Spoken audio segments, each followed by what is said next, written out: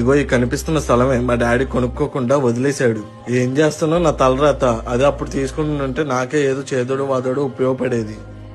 ఏ బాలు, ఇంత సడన్ గా వచ్చండి. అమ్మ నాన్న బాగున్నారా? బాగున్నాను పెద్దమ్మ. అమ్మ నాన్న కూడా బాగున్నారు. మీరెలా ఉన్నారు? బాగున్నాను రా. ఏంటి ఇటు వచ్చారు? ఏం లేదు పెద్దమ్మ, ఇక్కడ ఏదో స్థలం ఉందంటే చూడడానికి వచ్చాము. అవునా, మరి తీసుకుంటారా? ఎక్కడ పెద్దమ్మ, 10 లక్షలు చెప్తున్నారు.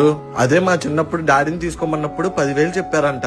ఎక్కడ 10,000, ఎక్కడ 10 లక్షలు? ఇప్పుడు మా డాడీ చేసిన పనికి మేము బాధపడుతున్నాం. అప్పుడు మీ నాన్నకి కుదర తీసుకోలేదనుకో, ఇప్పుడు నువ్వేనా తీసుకోవచ్చు కదా. ఏంటి 10 లక్షలు పెట్టి తీసుకోవాలా? నాకు ఇంట్లో ఖర్చులకి పిల్లల స్కూల్ ఫీజులకే సరిపోతున్నాయి నా జీతం.